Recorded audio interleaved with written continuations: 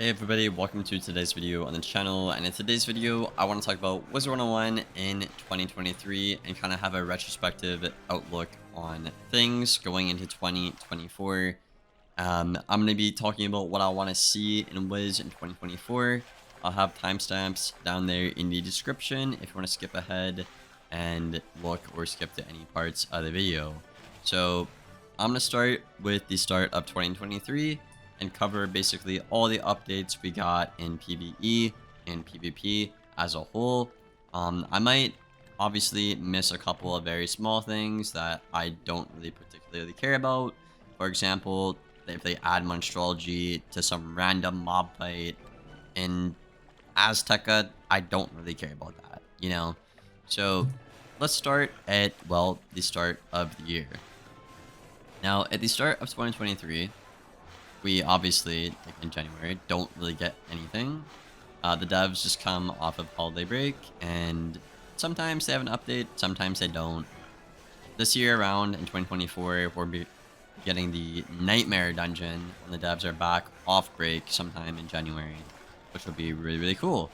So already a good start, but I don't think we got anything in January of 2023, so that's bad. Then, the next big update we had was, well, I guess the first big update of the year was the Night-Mire Gauntlet. Now, the Night-Mire Gauntlet, a lot of players didn't like this gauntlet. I thought the idea, I thought the theme was cool and stuff like that. However, the loot at the Night-Mire was really, really, like, OP. And the only way to get the, like, stuff reasonably was by simply paying to win.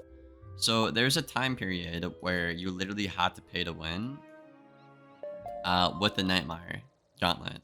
And you'll see that in the future, in this video here in 2023. There's a lot of pay to win packs that came out this year, unfortunately. So Night-Mire was probably the first one we saw, right? And then when they dropped the Gauntlet, the farming was horrible. You had to go through like 4 fights, all really annoying. I think 2 cheat fights, really annoying, and you wouldn't even get a drop at the end. And even if you do, it was like 1 drop, and then like it was for any school, any areas. So it was like impossible to get the drop you want. Also, when you tried to like do something with the pity system in the Night-Mire, half of the gear there wasn't actually available. You couldn't craft like the hat to the wand or something like that.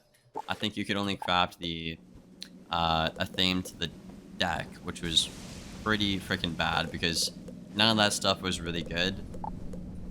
The Night-Mire stuff in terms of like the ring, the theme and stuff like that. The only good pieces of gear was the hat, robe, and boots, essentially, right?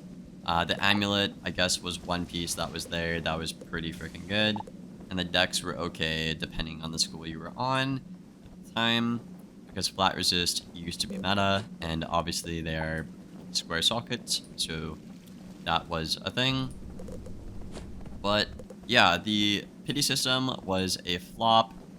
Again, the concept was really cool. The Night-Mire Gauntlet, stuff like that. I had fun questing through it a couple of times before it got, you know, boring and stale, like most gauntlets or dungeons do in Wizard101. So yeah, that was like our little spring update we had.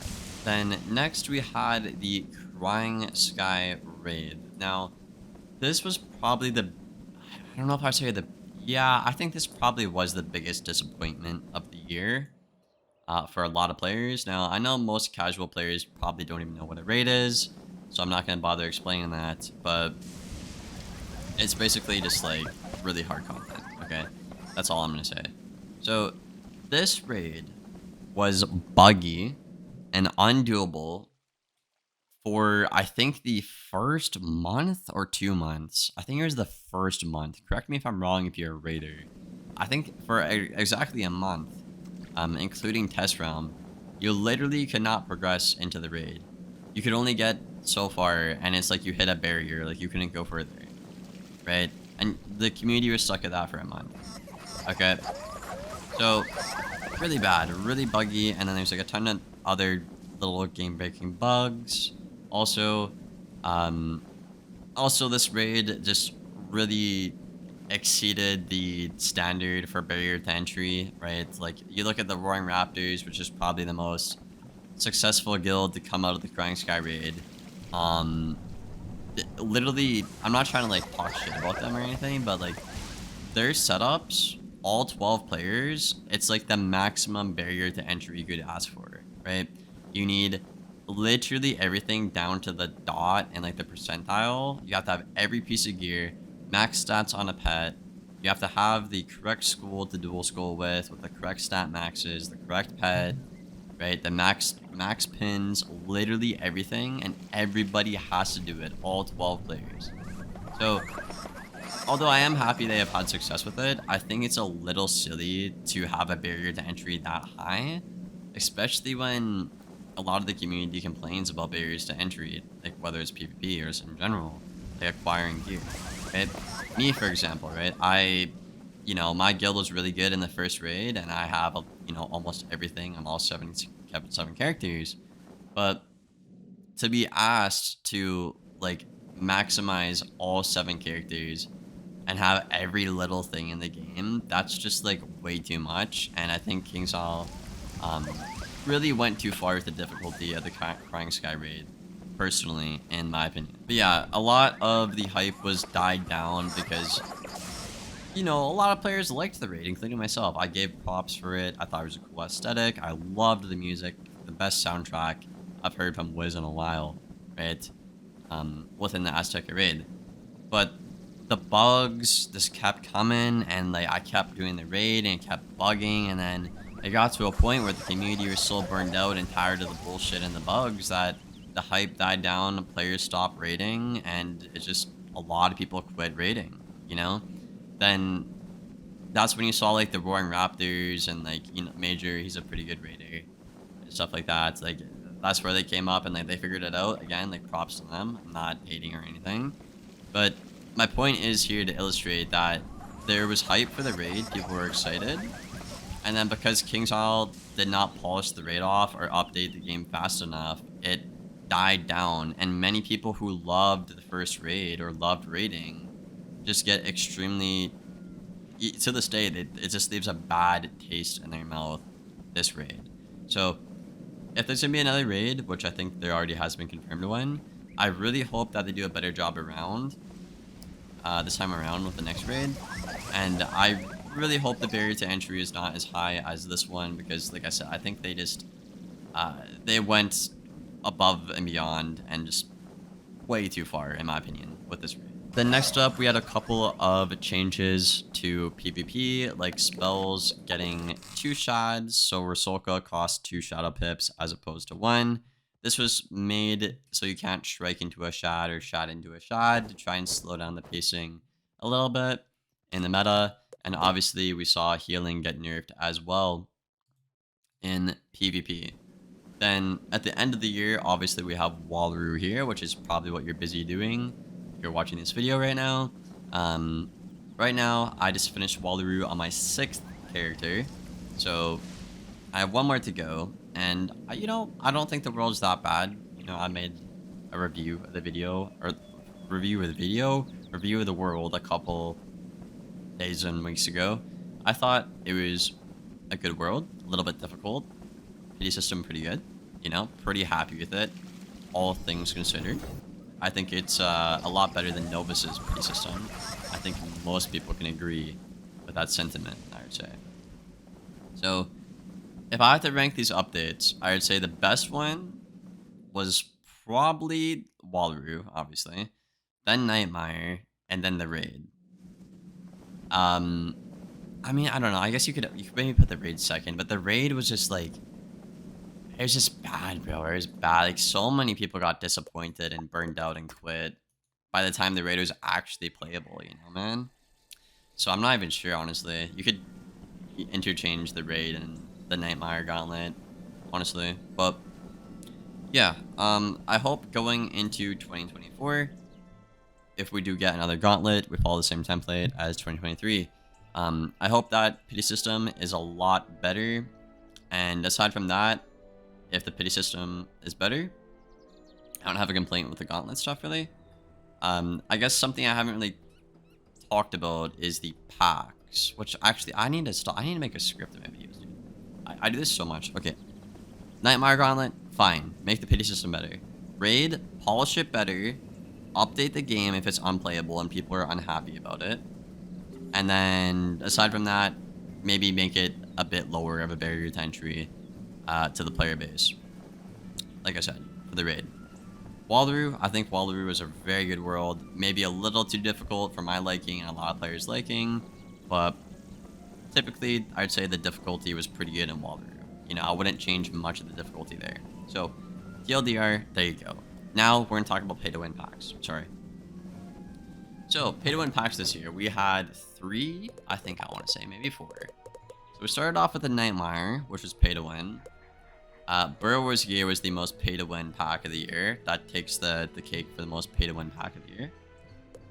Then, I think we have Skyfarer pack, right? Let's see. Obviously, the like Gulcher mounts and Clockwork are pay-to-win. We all know that. Still no way to get those, but excluding that for the time being. Yeah, Burrowers, Skyfarers, and Night-Mire. Yeah, so there's 3 pay-to-win packs. Burrower, Skyfarers, and Night-Mire. Now, this was bad because every time a pack comes out, there's never a free-to-play alternative. Right? You have to wait a week or 2 or a month in some cases. And even then, the farming is egregious and not, like, consumer-friendly at all. Right? So, in 2024, I'd like to see, you know, if there's going to be, like, really good gear in packs, that the pack comes out with the new content. So, it's optional to pay to save your time or just go in and farm it and maybe get lucky, you know, and have a reasonable pity system. Right? Because I think this whole thing of like you having to pay to win and then waiting for, you know, you're waiting to just sink more time into the game is stupid. You know, if there's a new pack and new gear, that content for PvE should be ready. I should be able to sink more time into that and have the option to pay if I want to. That's the right way to go about this. I really hope they learn their lessons here in 2023 and apply that logic to 2024, because I do obviously talk shit about the game, but I do want to see it do better. And 2023 was kind of a rough year for Wiz in general, I'd like to say. Now, last thing I want to talk about is going to be PvP. This year for PvP has been really bad. Like, I'm talking worse than usual, right? I think the Novus update probably made PvP the most broken it's ever been. For me, I've only played for 3 years, so keep that in mind, guys, when I say that. Pins and setting was at an all-time high. Sniping was at an all-time high. Harassment is still a big problem in the PvP community. We haven't had a meaningful PvP update for, I think, exactly 5 months right now. I'm not sure the exact date, but we're approaching like 5 to 6 months since the last PvP balance change. That's not talking about shads. That's not talking about healing. That's simply talking about stuff being like protected, unprotected, the values on things changing like putrefaction, banshee, vampire, triton, pirate, kraken, catch, caddy, anything. Mana burn, hydra, brace, burn. Nothing has changed. It's been the same meta for 5 to 6 months, and when Wallaru came out, it simply just made the problem worse, because obviously we know KingsIsle's current game design philosophy in terms of stats is extremely flawed. So every time the level cap increases, you see, you know, schools like Storm and Ice just get significantly worse, right? So this year was, I'd say, how to not do PvP, you know? Like, you probably look back on this and be like, okay, let's not do this stuff, you know? So I'm really hoping for better stat balancing, more updates, or if there's not going to be more updates, more meaningful updates, because, like, bro, making one change to, like, fucking Goat Monk in 5 months is just not going to cut it, bro. I'm sorry. You know what? Let's just go ahead and look at the characters. Okay? Let's count the problems, okay? Let's count the problems. Okay, on a death, we have a cosplay problem.